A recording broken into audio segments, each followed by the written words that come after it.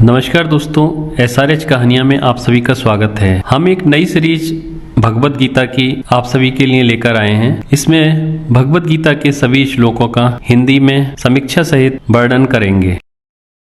अध्याय 2 श्लोक 61। उन सब इंद्रियों को संयमित कर युक्त और मतपर होवे। जिस पुरुष की इंद्रियां वश में होती हैं उसकी प्रज्ञा प्रतिष्ठित होती है। अध्यात्म साम्राज्य की सम्राट आत्मा के पतन का मूल कारण ये इंद्रियां ही हैं। अर्जुन को यहाँ सावधान किया गया है कि वे पूर्णत्व प्राप्ति के लिए इंद्रियों और विषयों के अनियंत्रित एवं उन्मुक्त विचरण के प्रति सतत सजग रहे। आधुनिक मनोविज्ञान गीता के इस उपदेश पर नाक मुंह से क्योड़ेगा, क्योंकि जर्मन मनोवैज्ञानिक सिगमंड फ्राइड के अनुसार वासनाएं मनुष्य की स्वाभाविक मूल प्रवृत्ति हैं और उनके संयमित करने का अर्थ है उनका अप्राकृतिक दमन।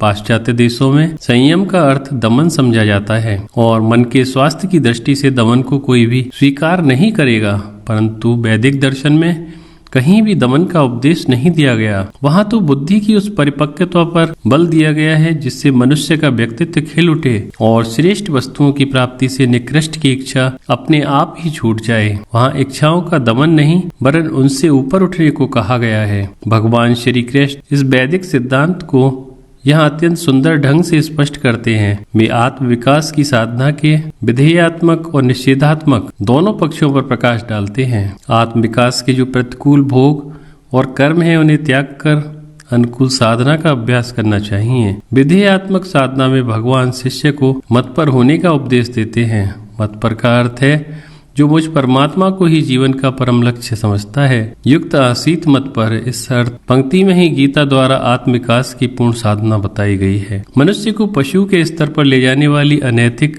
एवं कामुक प्रवृत्तियां उसके असंख्य जन्म जन्मांतरों में किए गए विषयोपभोग और उनसे अर्जित वासनाओं का ही परिणाम है। एक जीवन में ही उन सबको नष्ट करना अथवा उनके परे जाना मनुष्य के लिए कदापि संभव नहीं। नैतिकता के उन नायकों, आदर्श शिक्षकों और अध्यात्म के साधकों की निराशा का भी यही एक कारण है। इन वैश्विक प्रवृत्तियों को समाप्त करने का साधन प्राचीन ऋषियों ने स्वानुभव से खोज निकाला था। ध्यान के शांत वातावरण में मन को अपने शुद्ध पूर्ण स्वरूप में स्थिर करने का प्रयत्न ही वह साधना है।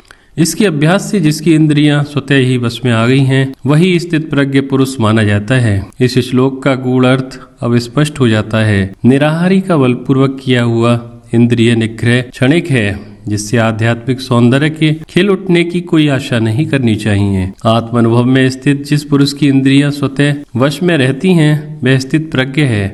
ना तो वह इंद्रियों को नष्ट करता है और न उनका उपयोग ही बंद करता है। एवं पूर्णत्व प्राप्त ज्ञानी पुरुष वह है जिसकी इंद्रियां और मन वश में होकर उसकी सेवा में सदैव तत्पर रहते हैं। अब भगवान असफल व्यक्ति के पतन के कारण बताते हैं। अध्याय 2 श्लोक 62। विषयों का चिंतन करने वाले पुरुष की उसमें आसक्ति हो जाती है। आसक्ति से इच्छा और इच्छा से क्रोध उत्पन्न होता है। दोस्तों, इसी तरह की और वीडियोस के लिए आप हमारे YouTube चैनल SRH कहानियाँ सब्सक्राइब करें। वीडियो देखने के लिए बहुत बहुत धन्यवाद।